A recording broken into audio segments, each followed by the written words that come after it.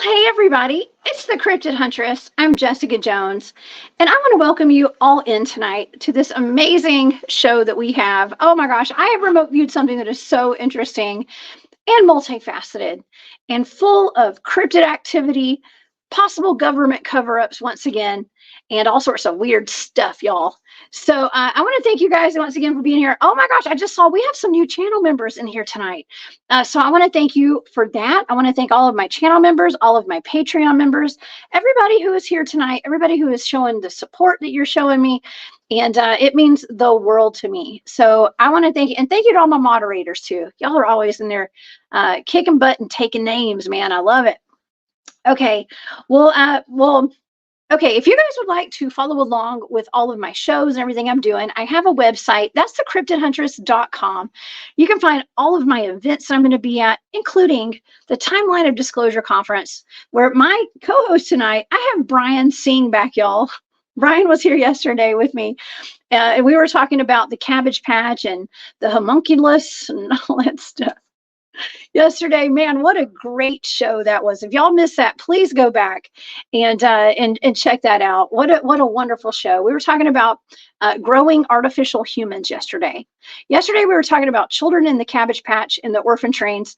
Tonight we're talking about water babies and a very sinister mermaid, okay, out of Pyramid Lake out in Nevada. But yeah, I have Brian here again tonight. We're about to rock this one out as well, so just like we did yesterday. But yeah, you guys go to my website. You can find all of my social media links there, and there's all the information that you can need from all the events I'm going to be at. But Brian and I are going to be at the Disclosure Now. It's actually the Timeline of Disclosure Conference down in Tampa, Florida, St. Pete, Florida, actually, in July. So I hope you guys will come and hang out with us down there as well. Also, I'm going to be at the Georgia Bigfoot Conference, y'all, next month. And I forgot what day it is. I think it's like March the 14th and 15th, I think, or 15th and 16th. So y'all check the calendar for that. And of course, we have the Spaced Out Radio Fan Party in Reno, Nevada, which is not too far from this Pyramid Lake that we're going to be talking about tonight. And that's in May as well. Okay. All right. I feel so long-winded after that intro. Okay. Let's get to our show tonight, y'all. Okay. Because we have so much to talk about. Once again, Pyramid Lake is one of the most beautiful areas in Nevada and is located in southeastern Washoe County within the Truckee River Basin. Despite it being such a beautiful lake and a beautiful area, the legends are pretty sinister. The lake is the last surviving remnant of the ancient Lake Lahontan that covered nearly all of Nevada during the Pleistocene. Oh my gosh, y'all, I always have these words I can't pronounce. But anyways, a long time ago. And the Pyramid Lake is the deepest part of this prehistoric lake, of this prehistoric lake. So this is a super deep lake. To this day, it's hundreds of feet deep. So nobody really knows what's lurking in this lake. For centuries, the Paiute would throw unwanted and deformed babies into the lake to dispose of them. Many have heard the sounds of the babies crying or laughing coming from the lake. Rumor has it that if you hear the water babies, you will have bad luck. And if you see one, you will not live much longer. There's also the legend of a mermaid that a Paiute warrior fell in love with who lives in the lake.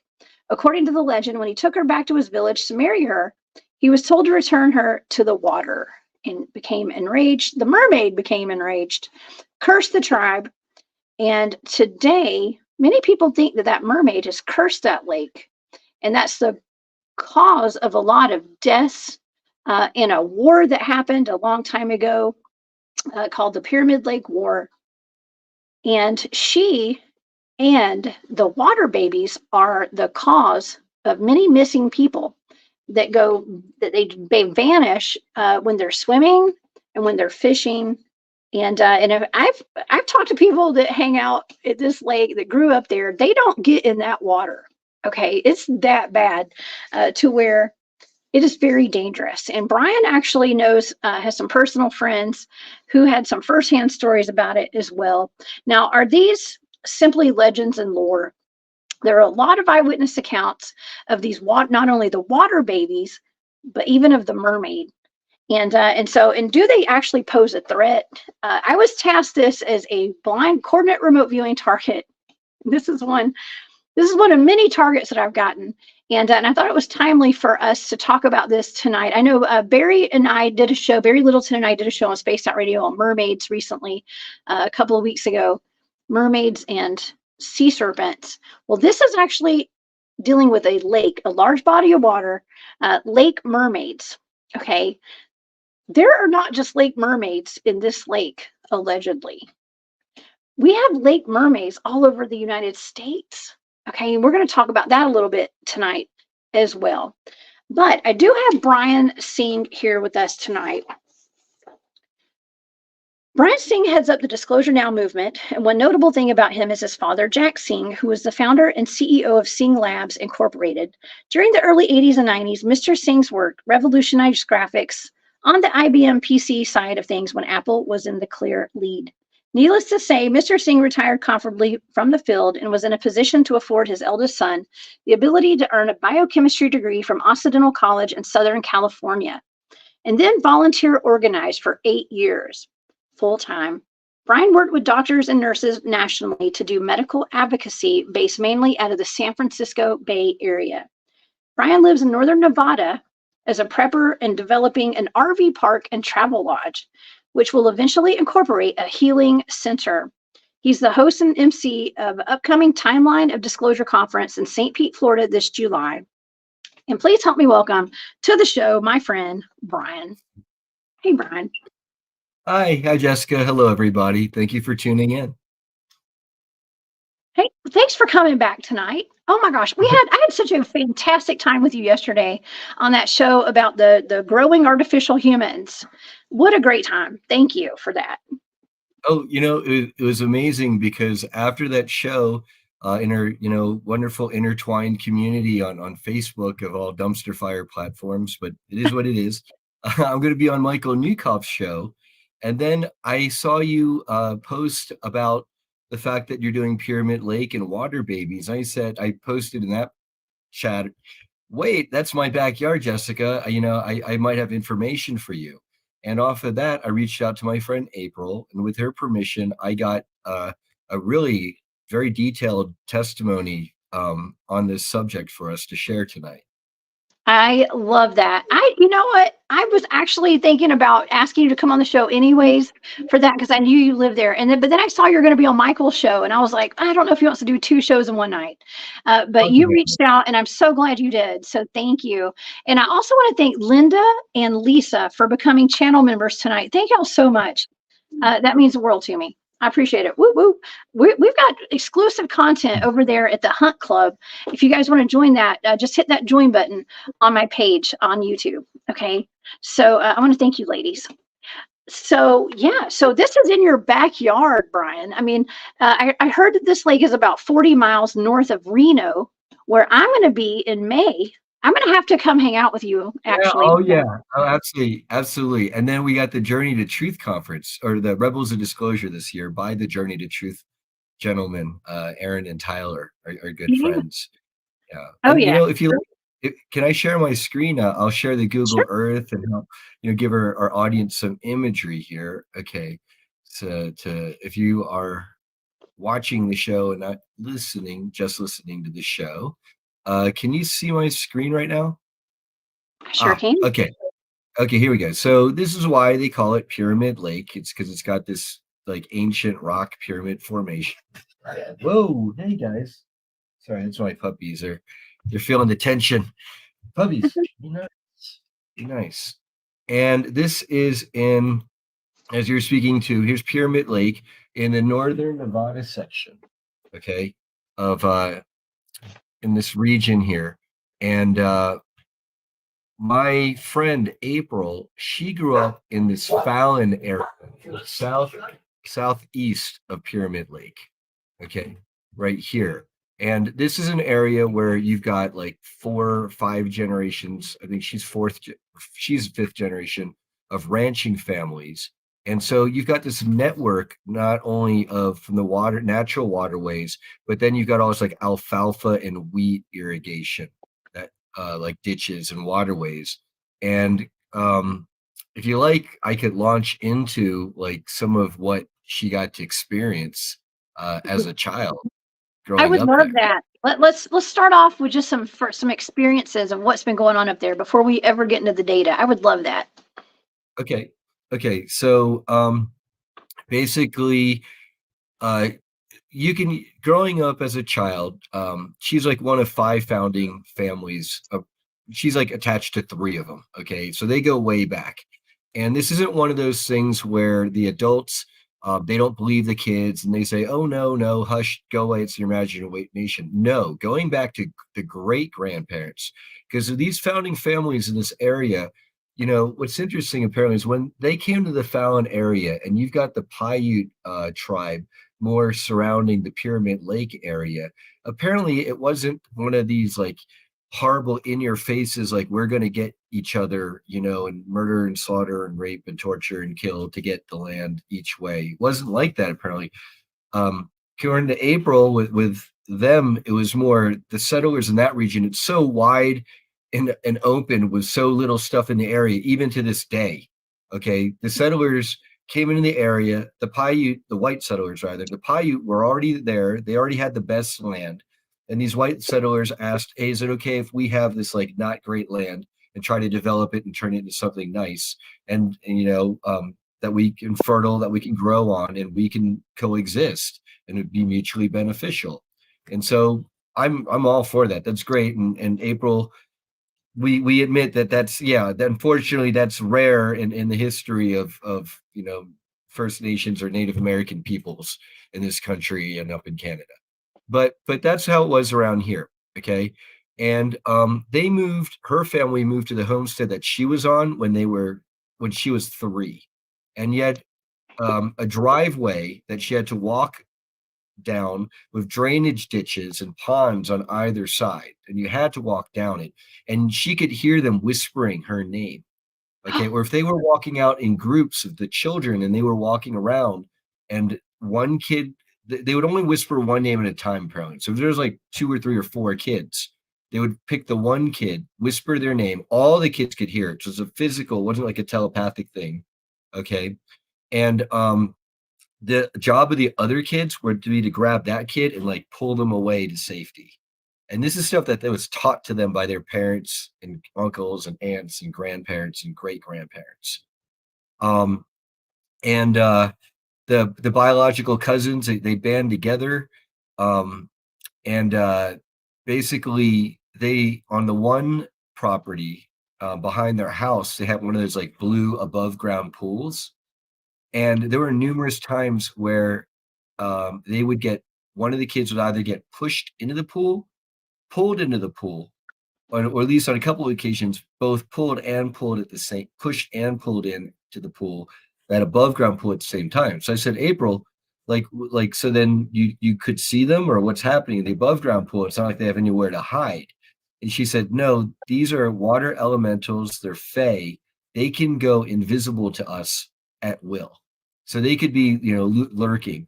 And so, part of it, one of the things she said is it wasn't like they wanted to necessarily kill her, because if they could, it's like if they wanted to, they probably could have. Like when she was like a younger girl walking along the area at night, when instead of having any of her brothers or sisters or cousins with her at the time, because like they're at like baseball practice or soccer practice or hockey practice during the winter, she had to go it alone. And getting into more data that I know you have for us later about a naval base, she remembers a harrowing experience of walking down the road, but trying to be in the middle to avoid the water drainage ways and ditches and ponds on either side, but then having to be wary of Navy trucks and Jeeps driving by at 55 miles an hour speed limit and faster. Okay. And having to jump out of the way, and this is when she was a young gal, and she's now in her, I'd say, mid 40s, maybe, or 40s. Okay. Okay. Yeah. So, Wow. yeah. Okay. So, well, okay. So let's just kind of set the tone then. Okay. So you've set the tone. So you're mentioning a lot more than just whatever the water babies, whatever's possibly going on this lake, the water spirits. Okay, there are reports of not only the water babies and this mermaid or mermaids there in the water, which by the way, a lot of this reminds me of things that I've already done remote viewing targets on, like the Japanese kappas. Okay, we have kappas. Actually, matter of fact, I have a couple of pictures to pull up tonight of that. And so we have the kappas, which you guys are going to remember these. They look like the Teenage Mutant Ninja Turtles almost, but they eat humans. Okay, we have those. We also have reports of reptilians there in the area. Some people even say that some of the water babies look like reptilians.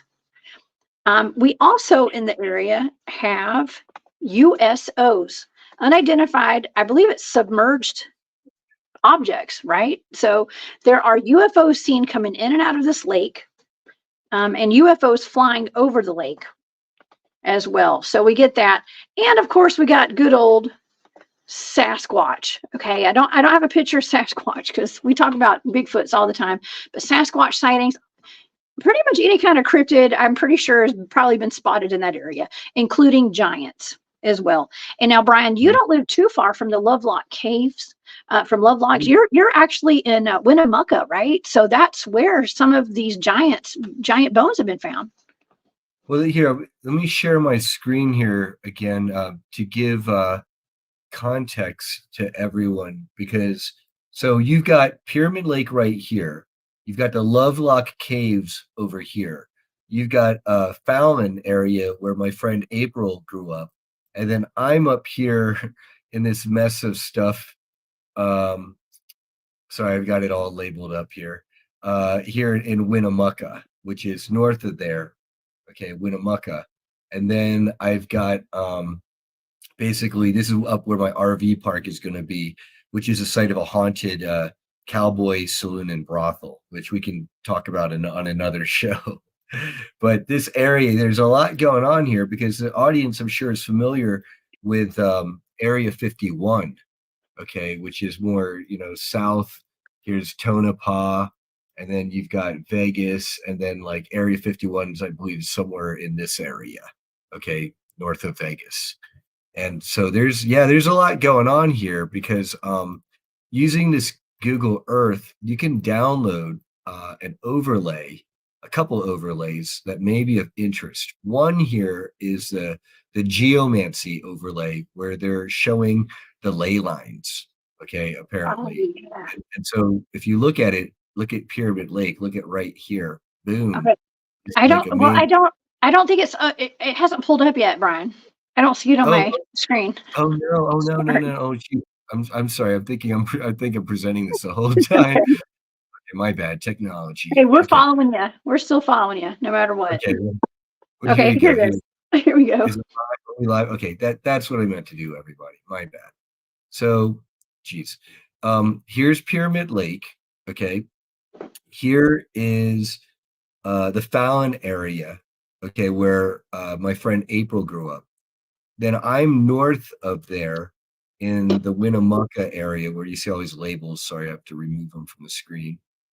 And then up here is where on the border with Oregon, right where Nevada runs with Oregon, that was where that bad boy cowboy saloon brothel was. And that's the site of my future RV park. That's on the way. And as like all this stuff happens and develops in this area, which is like kind of out here in between the San Francisco Bay Area on the way out going to Salt Lake City. And then what I'm showing here, sorry, with my overlay, you see all these lines, this grid work pattern. These are apparently ley lines along the Earth's natural energy, points. Like these are the acupuncture for the Earth, if you will. And look at this right here, Pyramid Lake, boom, is like a major intersection of 1, 2, 3 of these ley lines with, some over here in this area, smack dab there. And then you were talking about Reno. Okay, if this is Pyramid Lake, Reno is, sorry, I'm going to remove the geomancy stuff. Right here. Okay, so due south of Pyramid Lake. And then a lot of people are familiar with the Burning Man Festival, which is held in Black Rock Desert right here, I believe, in this area. This is like the Black Rock Desert. Well, where is it? The Gerlach. This is the Black Rock Desert right here, just west of where I am here in Winnemucca. Okay. And so, yeah, hopefully, I'll be there for that show in Reno. And then, yeah, it's a little bit of more of a stone's throw away, but come on up to Winnemucca. But yes, there's a lot of paranormal activity here. And then, sorry for the tour here for our viewers. Down here, South Nevada, you've got Las Vegas. Okay. And then north of Las Vegas is going to be Area 51. But then you've also got the Tonopah Proving Grounds, right? And so there's a lot going on here, including a naval base here. Like I said, people might be wondering, how is it my friend April is here so far inland in the Fallon area, having to dodge Navy trucks so far inland? And maybe Jessica, you want to get into that? Oh yeah, that's a whole other element to all of this. Okay, because when you hear about Pyramid Lake, and I was doing my research on Pyramid Lake, I found out there's a lot of missing people from this area. Okay, and something that is very common with some of these targets that I get that have areas of high strangeness, that are on ley lines, that are federal lands, national parks, state parks. Usually it's a cryptid target. Okay, with this one, it's no different, but it's on a body of water, which there are a lot of lakes in these national parks and on federal land. And there's usually an underground facility, and there's usually a lot of tunnel systems. And so it's something, I know, shocker. Okay, caves, caverns, and this is another cluster of missing people. They say that at least one fisherman, one boater goes missing out of this lake, sometimes more. Okay, and it was 3 at a time at least. And it's weird. How did 3 grown men go overboard and then all 3 drowned? And I think later on they recovered the body. Was it 2? This was just one of the flyers that I found. Yeah, I mean, it happens more often than not in this lake. It's a beautiful place, but it's super dangerous. Now, we also have a lake. We have lakes here in Georgia that are very similar, but there's no talk of mermaids in Lake Lanier or Lake Allatoona that I know of.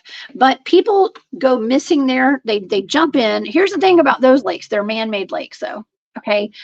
The ones here in Georgia are man-made. And they say they're cursed. There's even movies being made about Lake Lanier, about the lakes being cursed because so many people go missing. The first high priority active target, remote viewing target I was ever assigned was actually a missing person. And I located his body in Lake Lanier. Okay. And I actually, yes, he was shot and his body was dumped in that lake. And I've had two targets since then where I located bodies in Lake Lanier for missing people, because I do a lot of missing persons targets, and I don't discuss that on air, and it's not public. So if y'all want to know, yes, I do help locate missing people. Okay. And they're usually dead.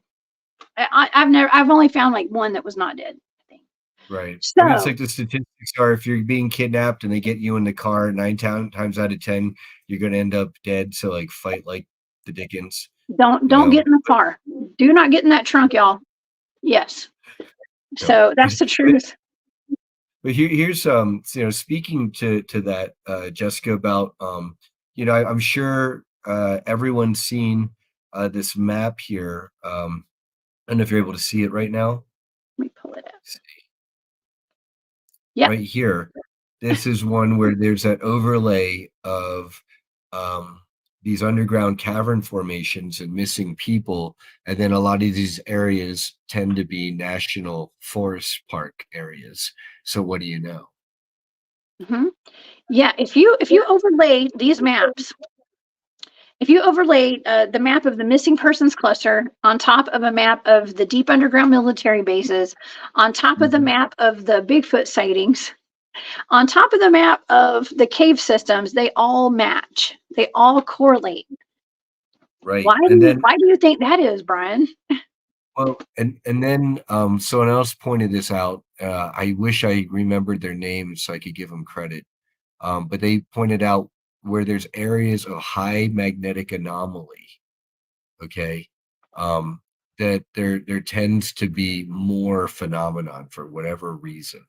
Not always, but the purple here is like the high, you know, magnetic, and then the blue is like low magnetic, and then I believe the white is like, yeah, what's in between, according to the key here.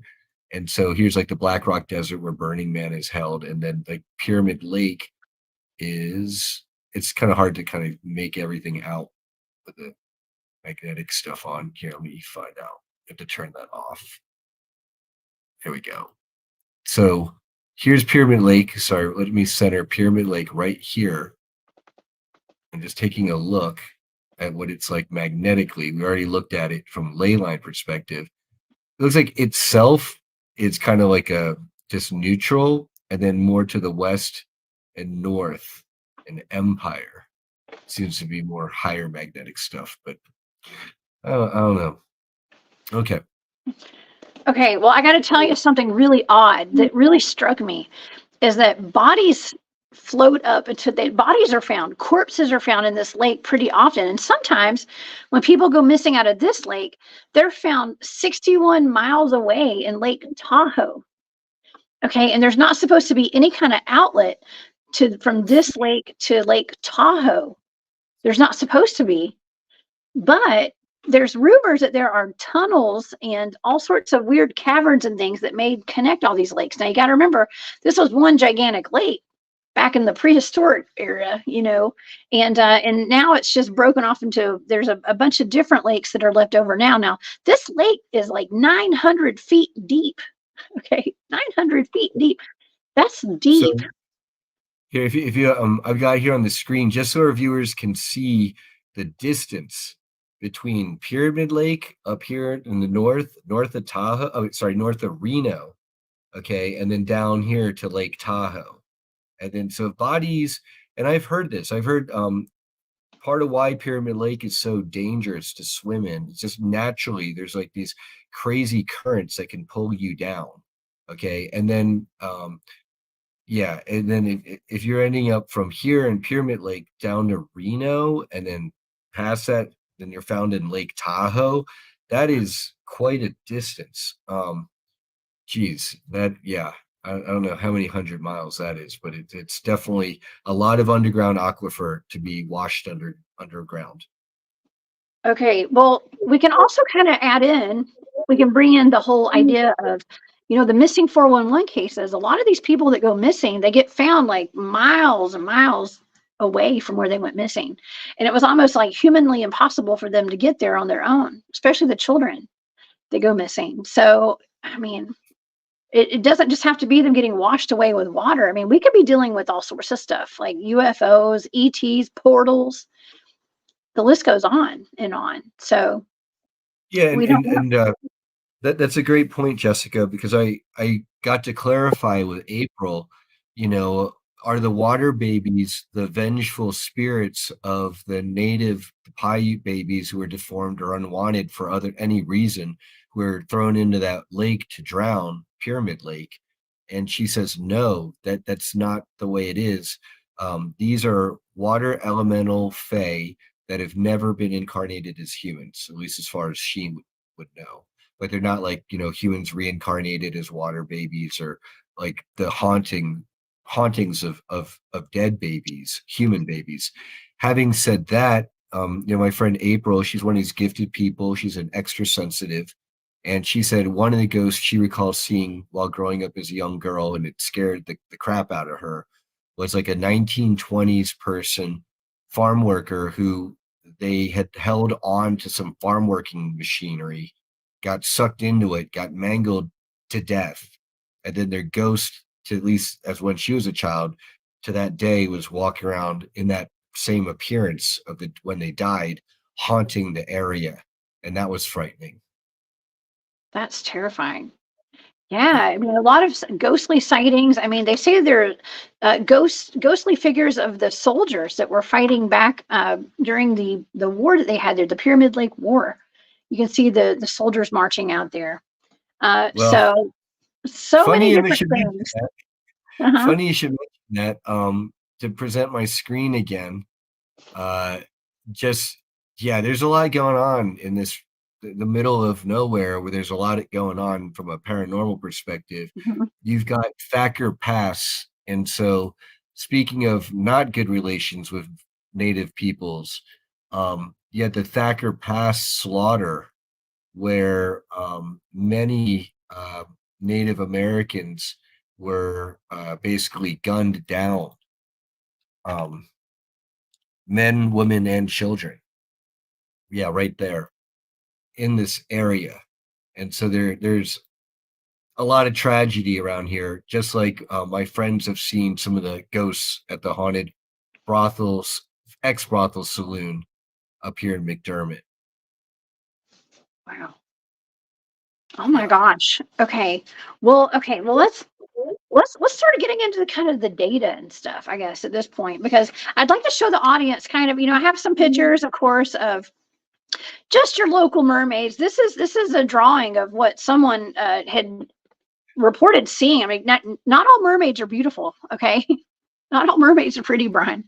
If you've watched the shows that Barry and I have done, you'll know that a lot of these mermaids are quite scary, actually. And of course, the one from the story of the young woman or the young mermaid who met the Native American, and they became, lovers. And somehow he brought her to the tribe, and they were like, no, get rid of her, she's got to go back to the water, and she took vengeance. And that's the story behind the lake being cursed now, was her, going after anybody that jumped in. Now some people say it's only white people. Okay, they only go after white people, so watch out. Yeah. Yeah. Okay. No, no, because I have at least one friend um, of the Paiute tribe, Bear. Thank you, Jennifer. Thank you, Jennifer, Uh, I appreciate that. and no, and he and other locals, natives who live on the res or aren't even from that res, they know better. They'll fish there. They'll stand on the shore, but they won't swim in it. I don't know if maybe some of them might paddle around on it and fish. They'll do that, but they're not like jumping in, or they're not scuba diving, much less night scuba diving in Pyramid Lake. Oh no, no way. Oh no, no. I have a friend who grew up in that area and says that he and his family, his grandfather, they would not get in that water. Like, it's just kind of known. You don't go swimming in that lake. Now I look at the lakes here in Georgia and in Alabama and Tennessee, the ones that I used to swim in all the time. I look at them very differently now after doing some of these targets. And especially the ones where there's dead bodies floating in Lake Lanier. It's hard for me to get in that lake now, knowing how many people they dispose of bodies there. And speaking of disposing bodies, it's really difficult to even talk about this, because they say that the Paiute used to, I guess, drown the babies of the malnourished, or like the ones that were not the babies that were deformed or had something, what they consider to be something wrong with them. Uh, they Mhm. they would put them in that lake, and so that is kind of the story, the history as to what these water babies are, according to some of the local legends there, which is I sad. could see how that correlation would be made, and I'm not going to argue with that. I can say just from my friend April's firsthand experience.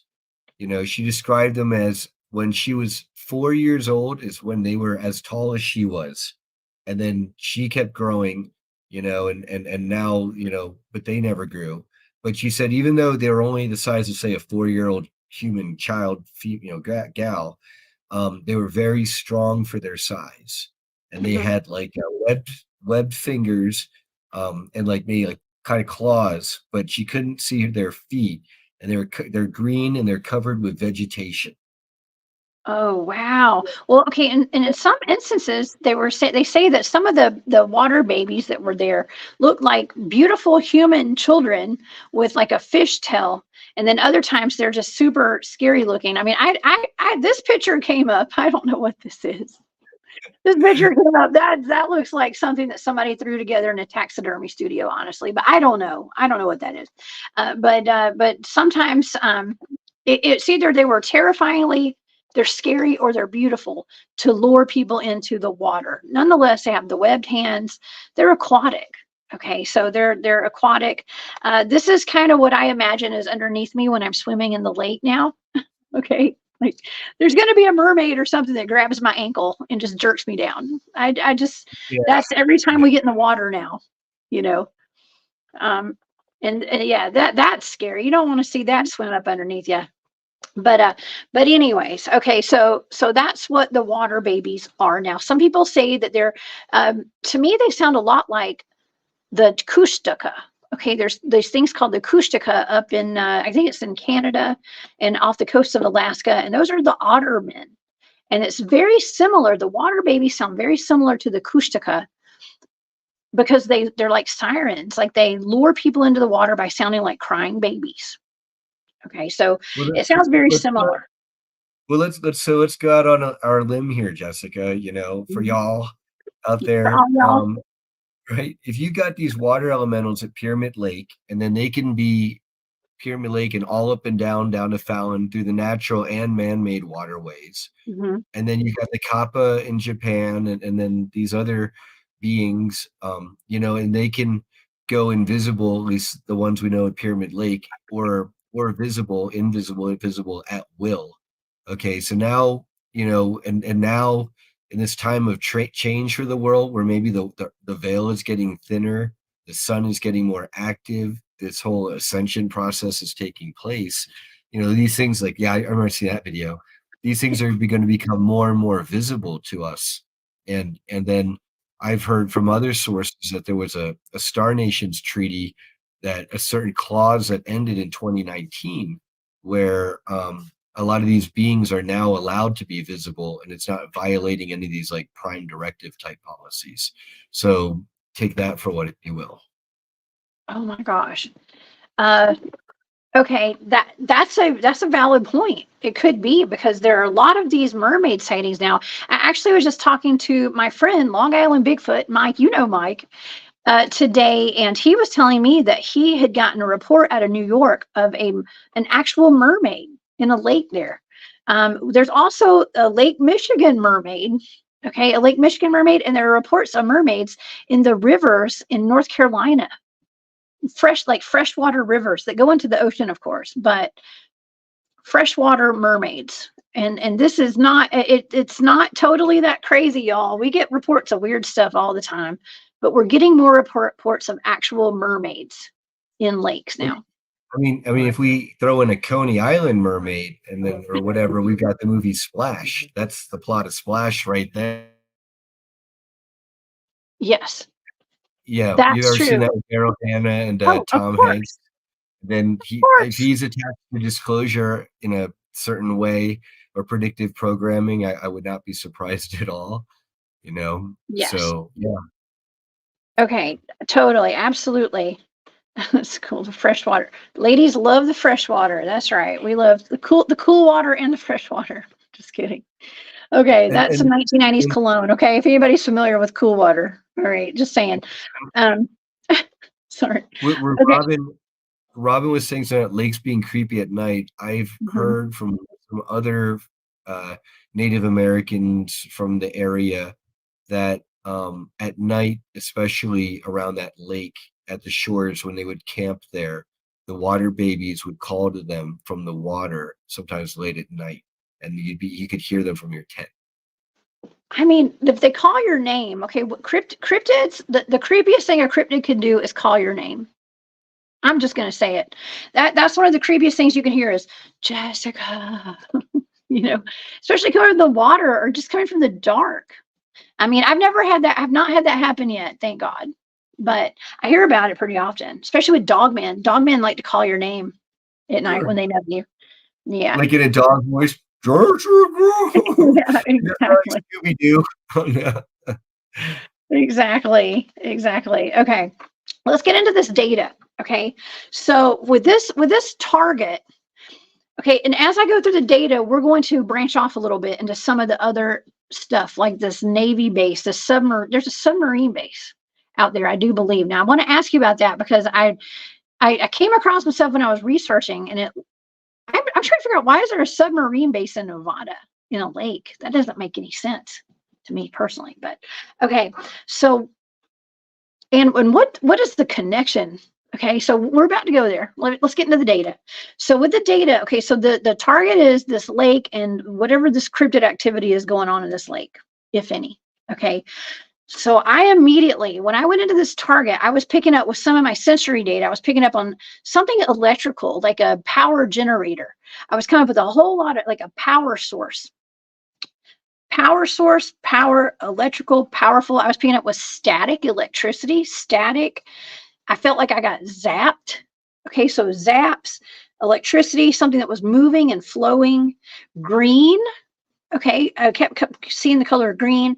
I was feeling something very playful, something strong, sting, and I immediately started getting attacked by something. I felt like I was either watching something get attacked or I was experiencing an attack of some sort. But I was feeling rumbling and shaking, almost like an earthquake or something. I was feeling rumbling and shaking.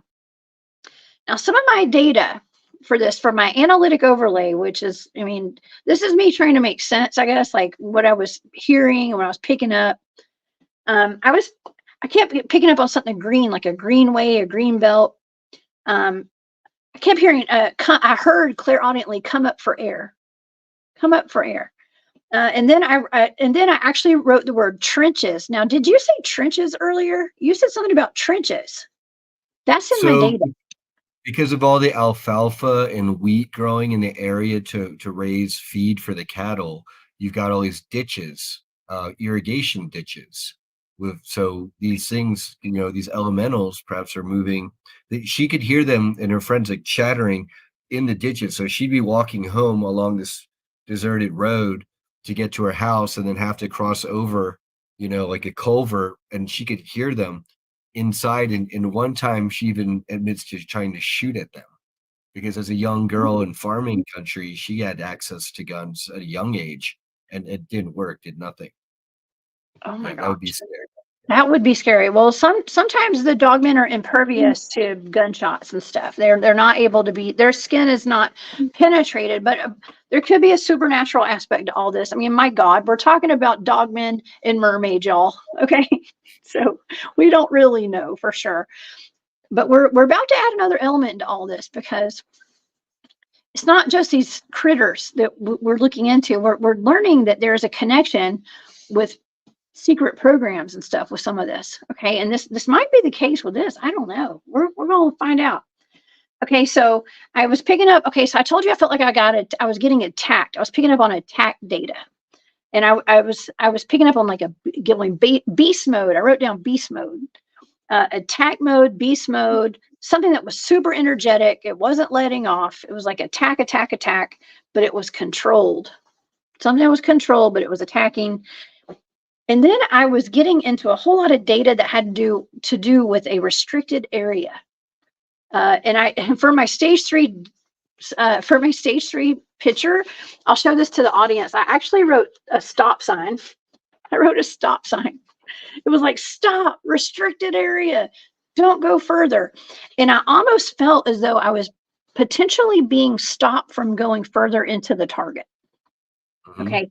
But I did not take heed this time. I kept going. Luckily for us. Okay. So I kept going, but I kept hearing no access, access denied. Access denied. Things started getting dark. Okay. And then I wrote down dark, deep, and vast. So I started going down.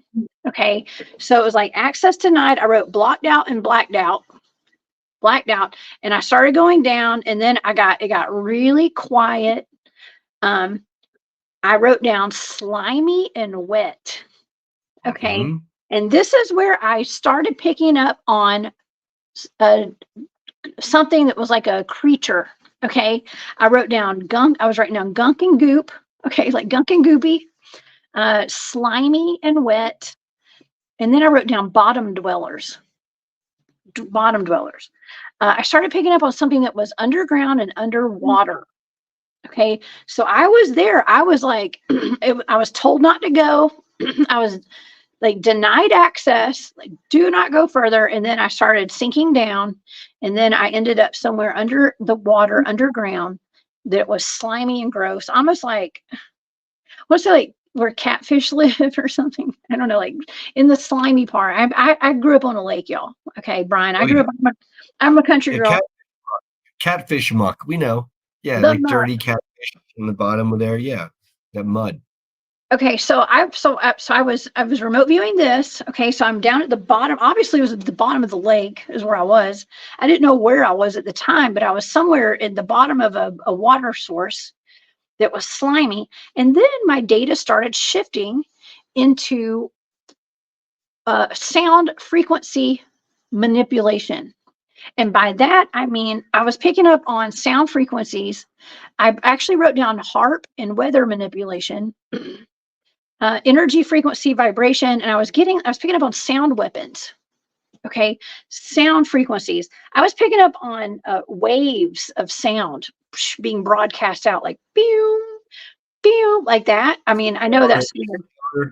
no, that's called scalar waves, perhaps, and they're using the scalar technology with HARP to heat up the atmosphere and bounce the energy off the ionosphere, and then that can, in turn, perhaps generate weather events, which I are not actually, good. that's interesting because I wrote down nebulous and nebulous clouds too. Like that was part of my data. I don't even remember what a nebulous cloud is, but that was in my data. I should have There's a looked that up. nimbus. There's nimbus clouds. Oh, Nimbus. nimbus. I wrote nebulous and then I wrote nebulous cloud. I mean, So maybe I close meant enough. nebulous cloud. It was close. I don't know. I just write down what I hear and I didn't know. I Yeah, thought it was. yeah, I yeah. did write down nebulous. I don't even know what nebulous is. Well, Okay. there's nimbus clouds, there's Nimbus. cumulus clouds, and then they've got these new man-made homogeneous chemtrail clouds. So Oh, my there's in a way, favorite. Just kidding. so in a way, if your hit was nebulous clouds, it's not a bad hit. There's a lot of nebulousness there, and it now I'm wondering when you hit these warning stop, stop, stop signs, was that like more of like I've heard of people trying to look at like alien like ET gray bases and they run in air interference saying stop, stop, stop, or was this more of a cosmic spiritual kind of stop, like don't go, like don't investigate these great mysteries, Jessica? What was No, it more one or the other? it was more 3D, I believe, because I actually wrote a stop sign. Okay, so I was Mm. actually seeing restricted area signs, like you don't go past this. But of course, on a remote viewing level, it's like, well, I probably shouldn't go there, but I'm Well, going. So that, check it out. Check it out here on my screen again. I was looked it up. So there's Naval Air Station Fallon. Okay, so they could argue that there's like what do you call it? Radar stuff and all that, and there's a lot of that right here. In the okay. Winnemucca. Cool. Wait, show. Um, I don't have your screen up yet. You oh, have to oh, oh, let's share it with me. sorry about that. Okay, it's okay. It's showing now. Okay. Yeah, so you got Naval Air Station Fallon there. And then I was looking, and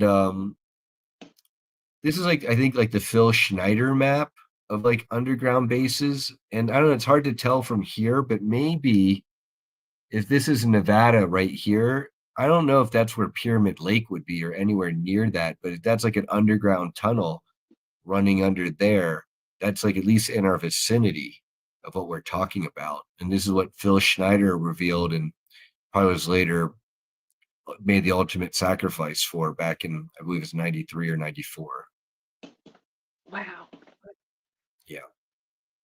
So if you're picking up like anything like harp or something like that, that wouldn't be a surprise. And so that gives us an overlap of these cryptids with the water babies, and then maybe ghosts and hauntings, and this lake that leads to who knows where, and then maybe underground bases, and then other stuff, kind of like what we call special access programs and black ops.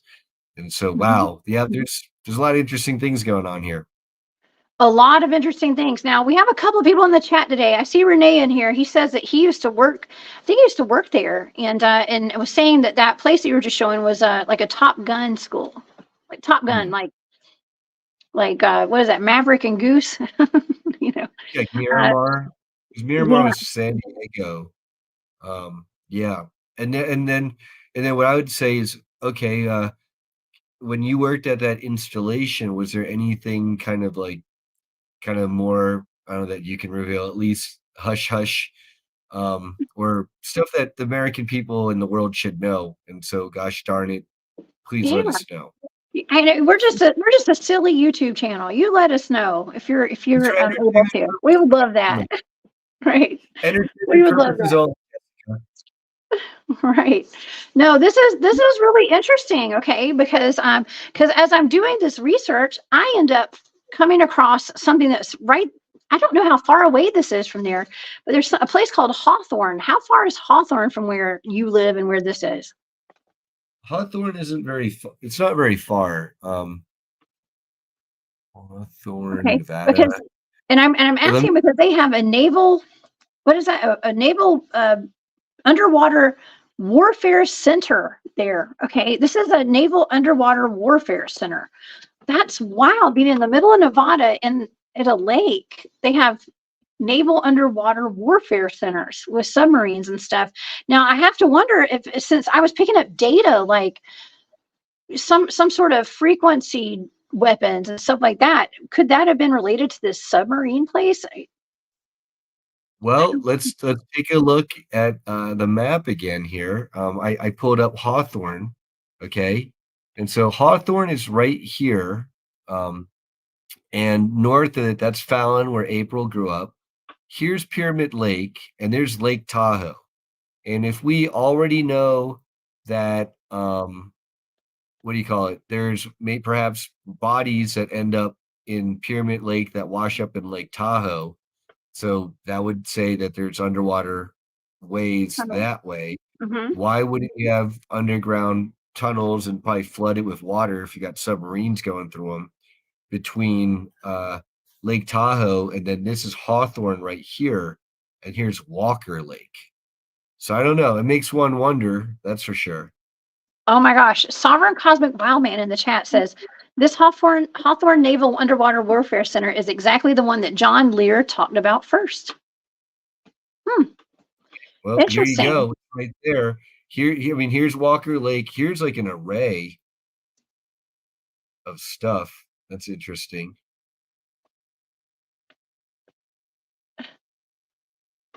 Huh. Who knows? I'm just using Google Earth, so this is nothing proprietary, guys.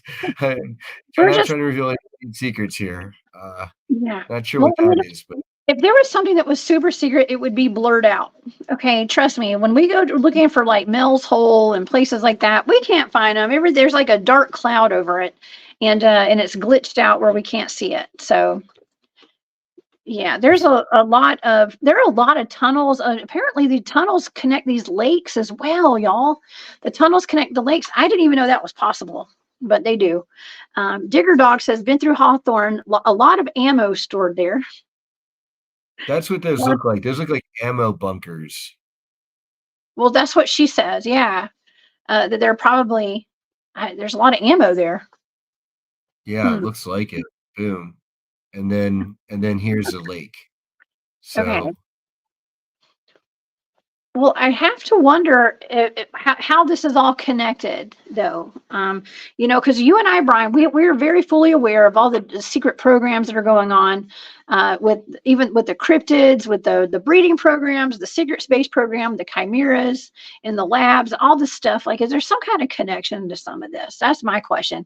Because in this data, the data was talking more about not as much about the cryptids, but about all of the energy weapons and stuff that are being used in that area, which maybe, okay, let's look at it this way. Maybe these are making it where we're able to see these cryptids and interact with them. Like maybe they're changing the frequency of the environment or something. I don't know. I'm well, trying to make sense of something here. maybe you and I can be the voice of the cryptids, because part of it, I asked April, you know, why are they like going after the kids and all that? And she said that apparently, at least on the part of these water babies as elementals, there's a lot of hatred for humanity because of how badly humanity disrespects nature. Okay. And then for you to be honing in on this lake and then not just hit the water babies from the cryptid perspective, but also get, you know, maybe energy weapons and stuff being right there on the cryptid's home turf. We can be the cryptid whisperers and say, you know, they're probably, if they don't like pollution and disrespectful humans, like how much do you think they like energy weapons to attack the atmosphere and Mother Earth? Okay. And then so what is all this about?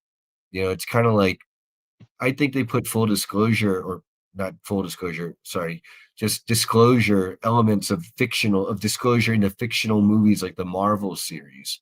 And if you think about it, imagine like Hydra is like Operation Paperclip, where they're bringing all these NZI type people over from after World War II, and then now they're set loose in America. They're trying to, what are we going to do today? Figure out how to conquer the world. So if it's dogmen breeding over here, secret space programs over there, underground tunnels and military bases over there, time travel at the Montauk Project, you know, over there to like change time, nasty viruses and bugs out of Fort Detrick in Maryland. You know, they've got the same overall goal, and they're using lots of tactics and strategies that are evil, like Dr. Evil shit. Sorry, my Oh French yeah. stuff, Okay. you know, to accomplish their nefarious ways. And so, That's yeah, that's how I personally, or perhaps people in the movement, would tie it together. okay. Well, I can tie this, what we're talking about here, together with some of the targets I've done in Alaska, based out of Mm. Alaska, like the Port Lock, Alaska stuff with, and I know that happened. We want to say that happened before there was any kind of HARP or any kind of weather manipulation thing going up there, but do we really know at this point? Because I think these Mm. things go way farther back than what we're told, okay, as far as putting this technology out and stuff. But a lot of times when I'm remote viewing cryptids, like say Sasquatch up in Alaska, there's a lot of like HARP stuff going on, a lot of this frequency manipulation, a lot of weather manipulation, and it is making these cryptids miserable. Okay, it's making everybody up there miserable. And so they say that there's a thing called the Alaska Triangle, and within that triangle, the cryptids, the animals there, everything is more violent against humans. I think it's because of all this manipulation that's going on with the frequencies. And that shows up in the data sometimes. So I think that correlates to kind of what's going on down here as well with this stuff. Now it's interesting. Renee says it's the largest ammunition base in the world in Hawthorne. So bingo. Okay. And there's a lot going on underground. We have figured that out. We have definitely figured that one out. Um, but yeah, it's there's a silent war going on. Okay, with a lot of this stuff, and it's not so silent. It's just we don't hear it, we don't pick up on it with our frequency, with our ears, but our bodies are sensing that all the time. That's why we're sick all the time, and we're irritated, we're mad, we're getting pissed off all the time for no reason. There's a Well, reason. well, We're under one of the attack. things one of the things they're doing at the Montauk Project is they were using that Sage radar to beam frequencies high and low at their own people and at the local population, apparently. And so, you know, how far have they come from the 1970s? One wonders. And you know, you look at Portlock. I've got it. I'm just looking at it here on the map. That looks like a really remote area. And you know, if they're sending out beams making the cryptids miserable, that would end people and nature. That would make me suspect that these are now the negative elements, unfortunately, the rogue elements in our governments. They're maybe intentionally trying to suppress people's vibrations because, as far as you know, we understand the other side do not want people to be able to see these things, a remote view, and astral project and heal each other like we were told we'd be able to do. Mhm. Certain I books. know. That's right. Thank you, Cat Chaser, for that super sticker. I appreciate that. And we have Yeah. a new member. We have another new member, Amy. Thank you for becoming a member. Oh my gosh, I love you, girl. Thank you. Yeah, we are absolutely 100%. we're under attack in so many different ways. I mean, I just learned this past year that we need to be looking into the sun, okay, and we need to sun gaze and things like that. Well, we've been told our whole lives to put on sunglasses and prevent our eyes from getting in the sun, or being, I don't know, everything that we're told backwards, apparently. Things that are supposed to be good for us are actually killing us. And things that we're told are killing us are good for us. Right? It's weird. If you had I've had the recent experience, but I'm sure everyone's done this. So when you wake up at sunrise around 6 a.m, awesome, girl, Nagan. Thank Thank you. you, Maureen. Um, You. you, That's sweet. you wake up in the morning around 6 a.m. and if you look at the sun, because it's low on the horizon, there's a lot of atmosphere between us and the sun. It's like frying our eyes at like high noon. You kind of get that feel, and yeah, with the sun. Apparently, our sun and all the suns are connected together in a series of gateways. And that's where there's literally multiple instances of footage of the sun and ships coming in and out of the sun. And these are from multiple angles from multiple people. And these are obviously gigantic ships. And in some of the videos, you see it's almost like a giant orb ship or a ship with a giant shield around it. It's sucking off a vortex of energy. It pulls off a bit of the sun and then it just zips away. And if anyone is an Ian Banks sci-fi fan on here, he wrote a book called The Algebraist, and that's like part of the hidden plot twist, is that these advanced ETs use the suns to travel all over the universe, and people are wondering, how do they get everywhere? That's how. Well, I was given a remote viewing target of Earth's natural weaponized portals, and most of my data was on the sun.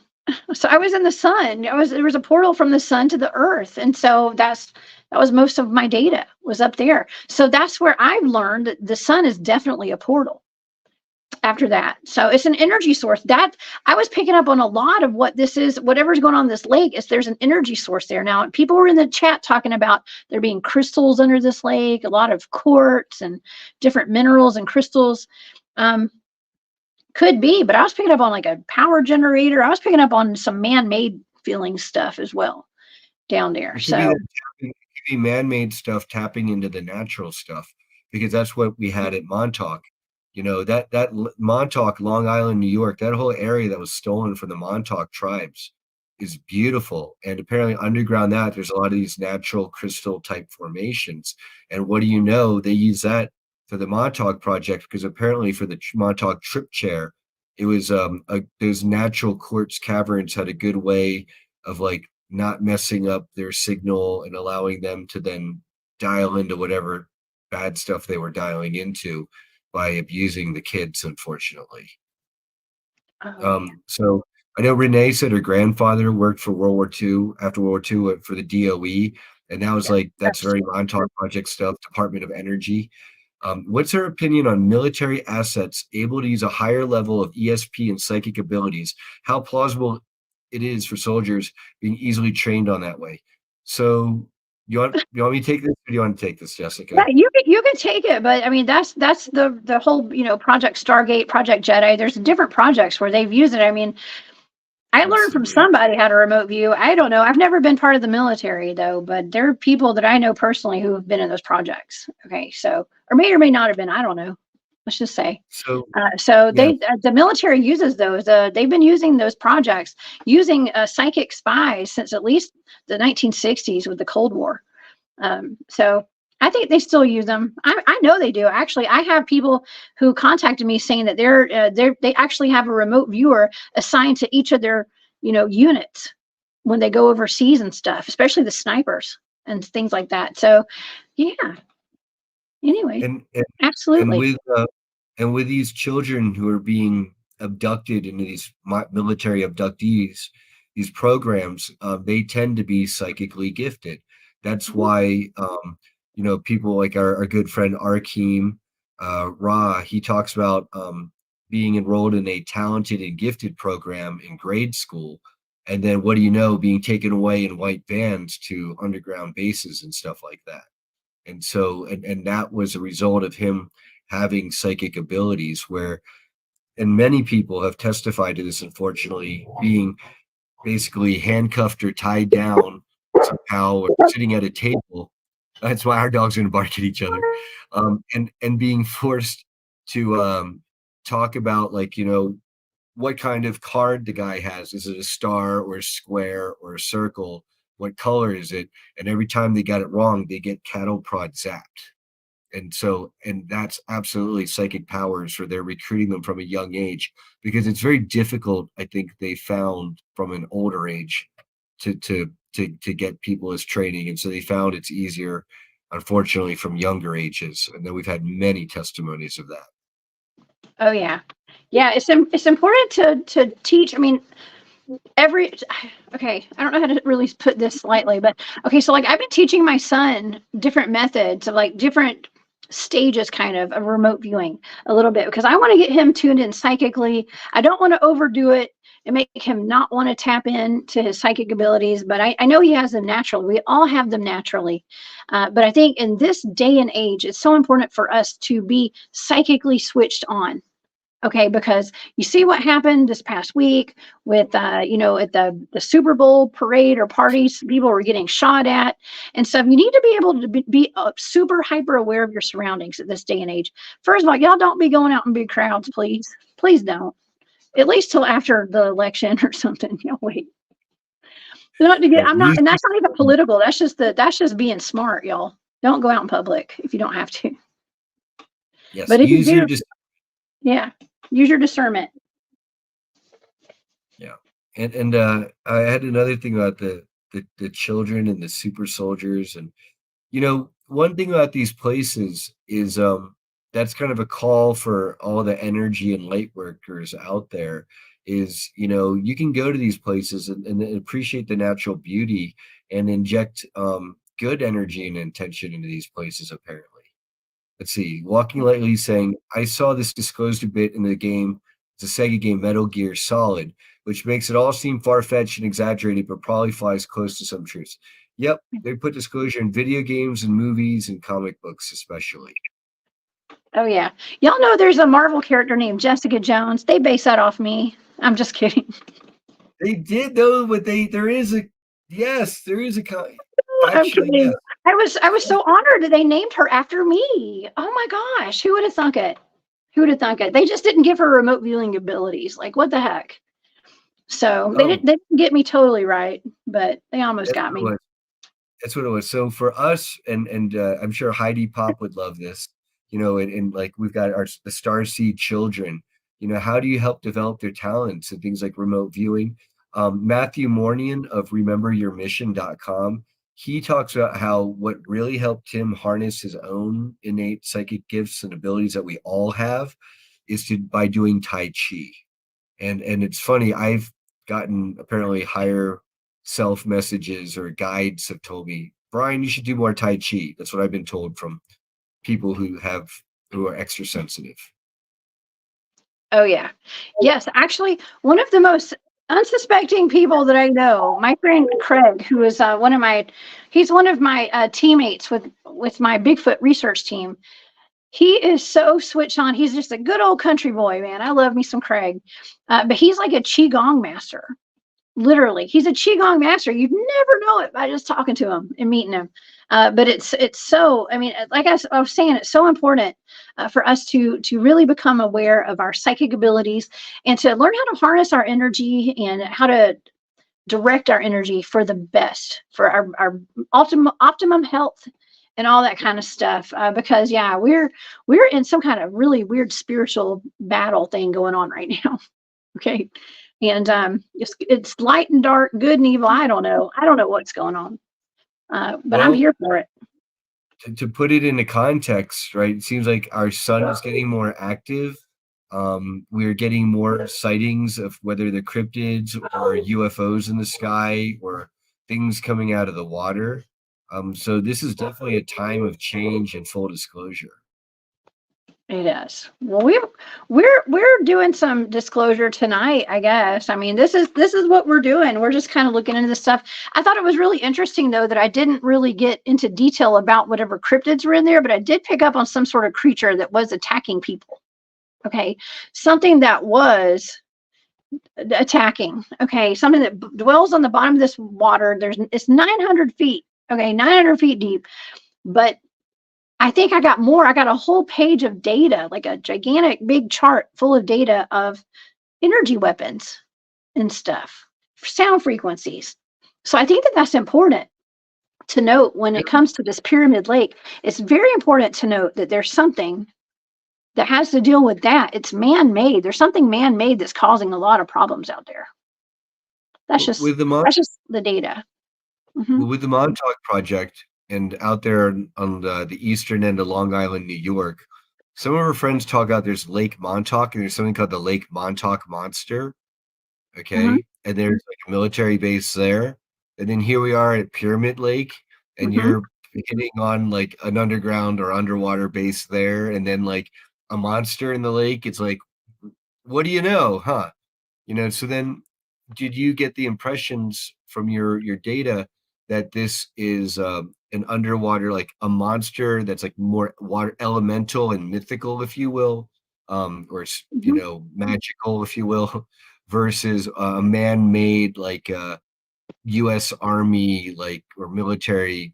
Let's like prevent people from investigating our underground base, so we're gonna create like a type of attack dog in our lake.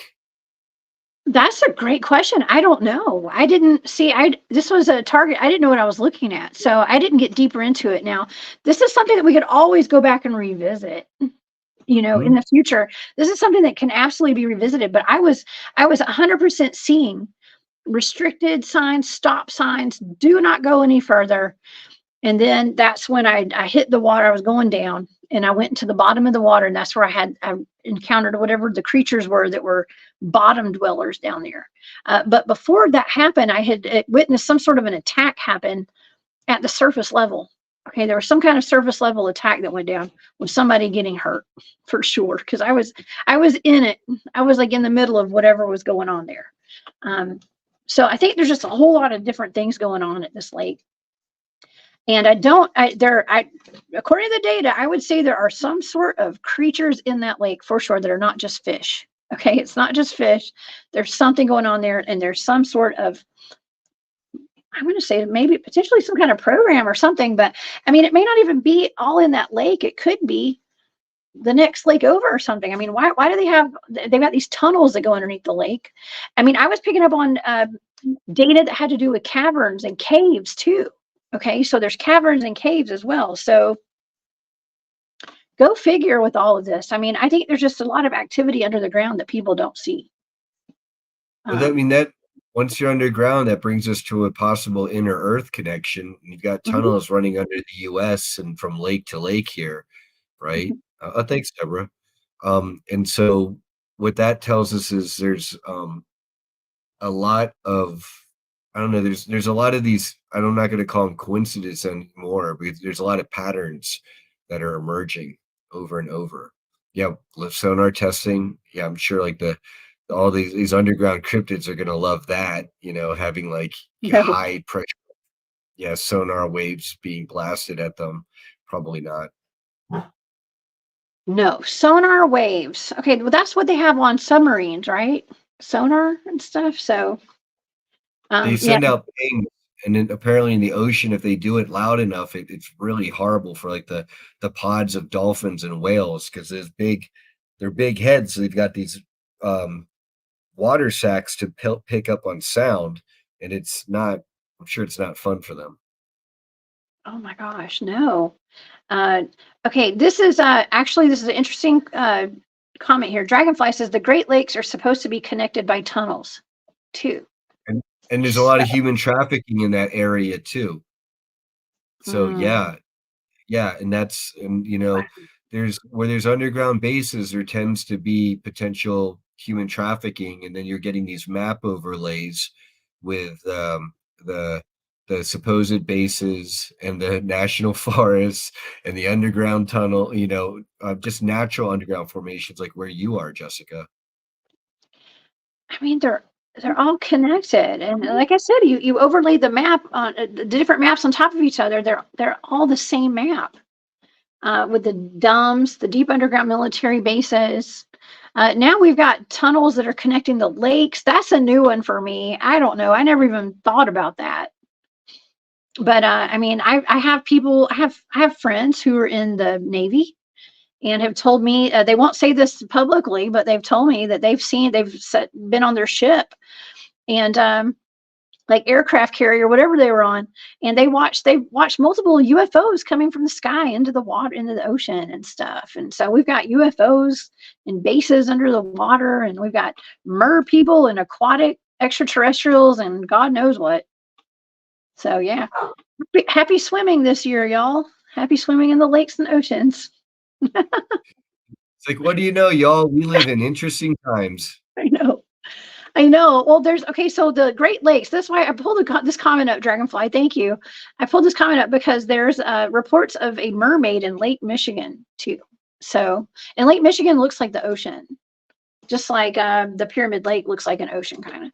And that's another. Okay, so this is a connection too. They say that this lake sometimes will just get choppy water for zero reason. The water will get like super wavy and super choppy, and then it stops and then it goes back and there's no the wind's not blowing, there's no reason for it to get choppy, but that could have something to do with whatever's going on in those tunnels with the frequency things, the sonar, that maybe there's submarines in this lake. I mean, who knows if the tunnels are down there. So Yeah, it could either be natural earth frequencies and some kind of phenomenon like that, or it could be man-made and they're blasting the lakes with frequency and it's making it vibrate.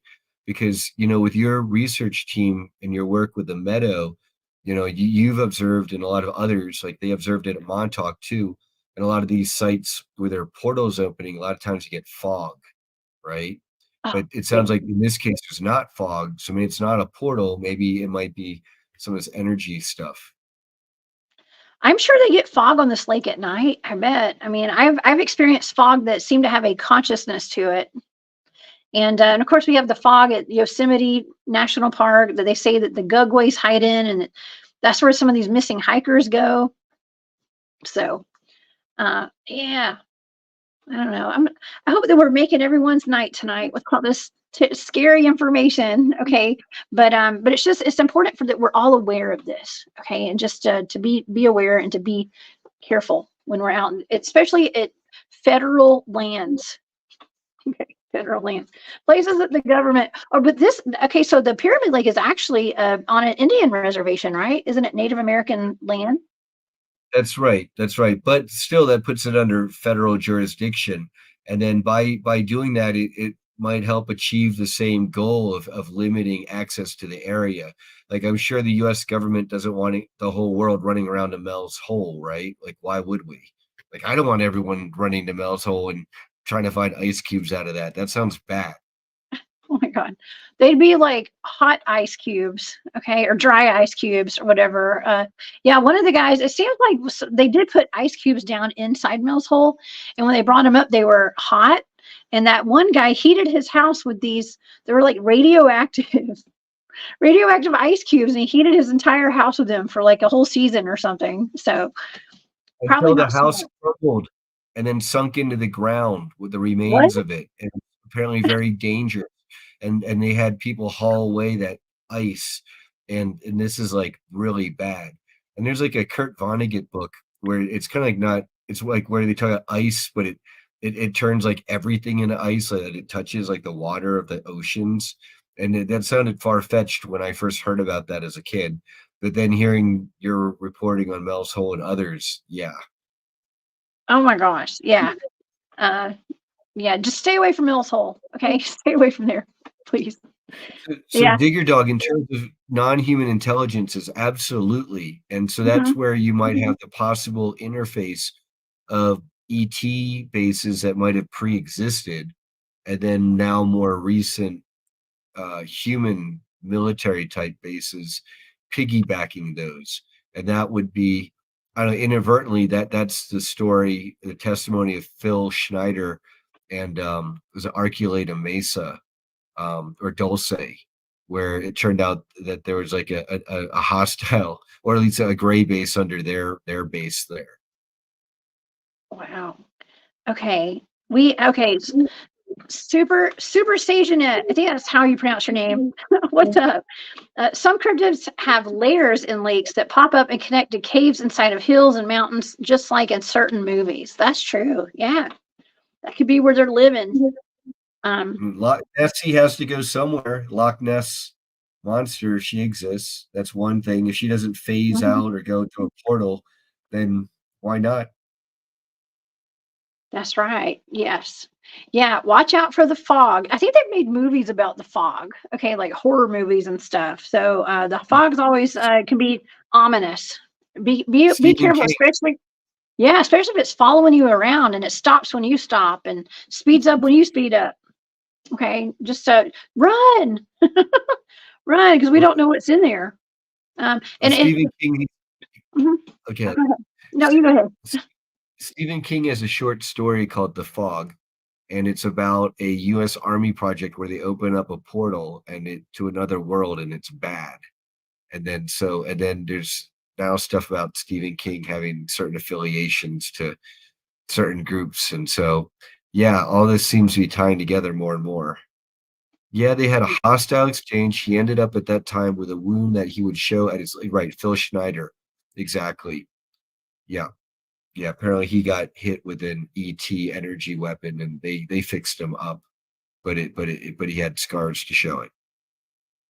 Oh wow, yeah. Jimmy Payne has talked about that before. Jimmy says that Phil was one of his very best friends, and anytime Phil gets brought up, he gets very emotional about that. So, um, yeah, we there's I'm going to say it here for everybody. It's my suspicion that they modeled Forrest Gump's accent and a lot more than that after Jimmy.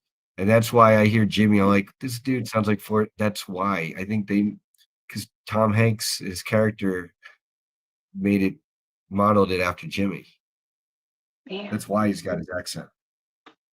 Okay, I just want to give my girl Susan a shout out. Susan's one of my fellow teammates. She goes out bigfooting with me and is a remote viewer as well. So she's saying it's better term would have been remote sensing.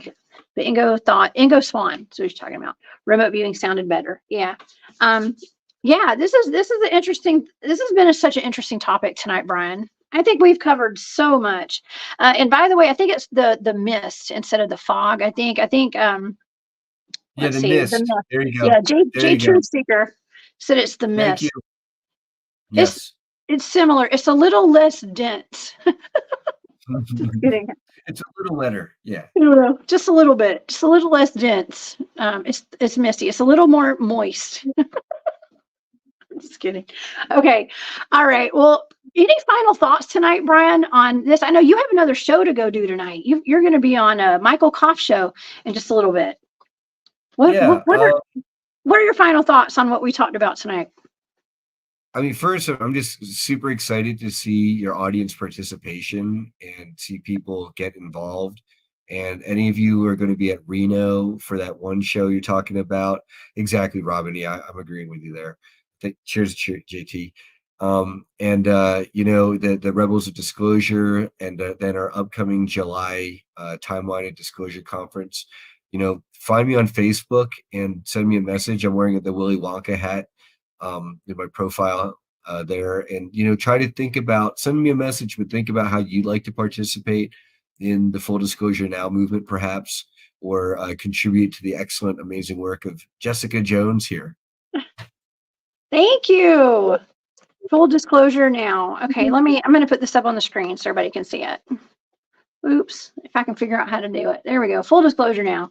Yeah, you guys join the movement. Okay, we're here, and yeah, I mean, we dove deep into that topic yesterday with the artificial humans being grown, okay, and with the Cabbage Patch, the cloning, the incubator babies, the World's Fairs, all that stuff, the homunculus. Okay, that was a wild show. And I think that we connected so many dots. It blew my mind, honestly. Like that was a great show yesterday. So, and I think this is an equally as great show tonight. And I hope that we might have answered some questions, left you with more questions and answers. I don't know. But hey, we're all in this together.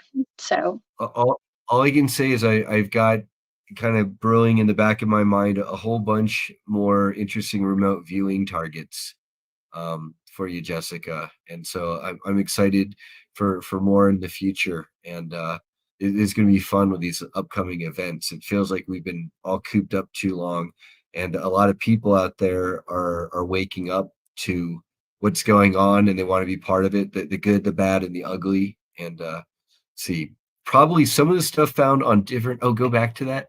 Okay, Thanks, let's go go when back. you're gone. Okay. Probably some of the stuff found on different dimensions. I wonder if the military industrial complex was researching that either in Montauk, additional to the well-known stuff, and the Philadelphia experiment. Yeah, so the dimensional stuff to me, that's scary. And I think that's like CERN stuff, which we should that's definitely worthy of a show. And yeah, trying to get to places like the upside down. No, thank you.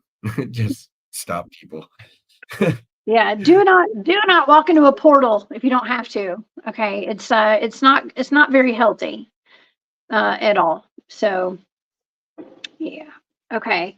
And and by the way, I want to give a big shout out to my friend Bob Grumpy Wilson. If everybody would tonight say a prayer for him. He's not feeling very well, and so I want to just lift him up in prayer tonight and send him all my love. He was one of the gentlemen that walked into the portal out at the meadow. Okay, and so you guys just say a little prayer for him for some healing and just to feel better. Okay. 'Cause I'm sending all my love out to him. I'm sending all my love out to all of y'all. And I'm just so happy that y'all are here with us tonight. And I want to thank everybody for becoming member. You guys, I got some new members of the channel tonight, Brian. Wow. Like That's while we were live. So that means the world to me, y'all. It really does. And if anybody would like to see all of my raw remote viewing data, I do have a Patreon. Brian, you're a member of my Patreon. Thank you so much for your support. And yeah, so I I am, have. and I love it. Mhm. I have to say, because getting to see on your Patreon there, Jessica, the data, it's, you definitely have there's a technique. It's almost like an art and a science blended together, and then getting the I don't know, being the privilege of seeing all of your data over like the years now on all these targets, and then checking them out against the interviews and all the data that other people have. Part of why we're having you as such an honored presenter at the Timeline of Disclosure conference is because you and people like Courtney Brown and the Farsight Institute doing your remote viewing work blind using scientific ways and sharing that with the world is so important, because that gives yet another degree of data to the world to really hang their hat on. So I salute you for that. Yeah. Thank you.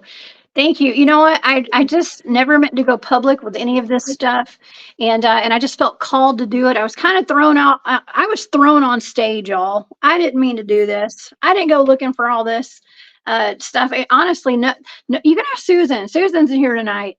We're not public with this stuff, but the way I'm looking at it is like I've been blessed with being able to learn this. I have obviously have some gifts here, and so it's time. I felt like it was time to share it with the world, because this is not a coincidence that I've been thrown on stage to do this stuff. Okay, and so and I love it.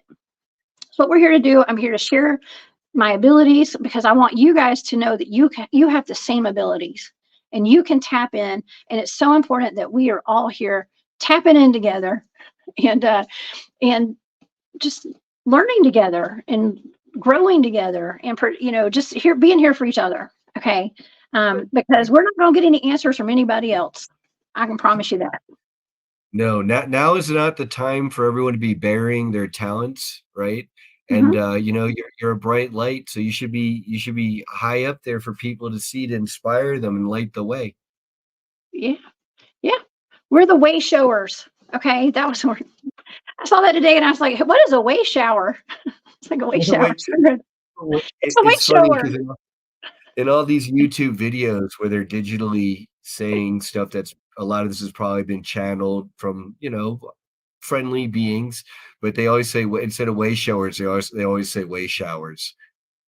Yeah. I said, wait, I was like, what is a way shower? It took me a second for my brain to compute what I was looking at. So, absolutely. Okay. Well, everybody's sending Bob love tonight. And so I hope Bob is watching. And, yeah. So what do you have coming up, Brian? Any kind of exciting stuff? I know you're going to be down in St. Pete, and we've got that conference. Anything else going on?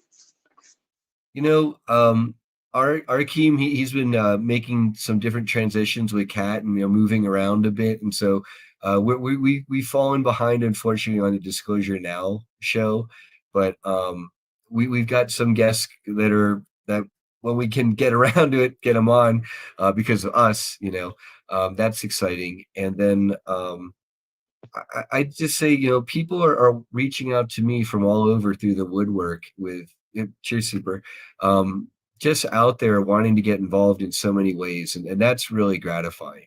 And seeing being a black sheep in the family, and then now joining this community after Facebook banned my first account. Now I've got a new one, and but now it's like all my Starseed tribe family. Here we are. So this is I'm very excited for that, and really I'd say for the next exciting things coming up, just coming up now would just be people reach out to me, and especially let's figure out how you can get involved in the movement.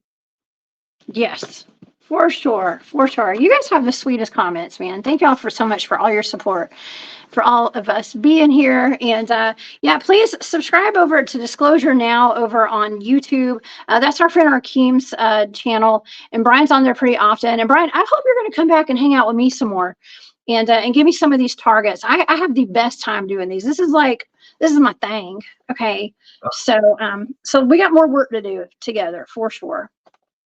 Excellent. For sure. Okay. Well, everybody, y'all go see Brian over on Michael Koff's YouTube channel. And I think it's on YouTube Live tonight.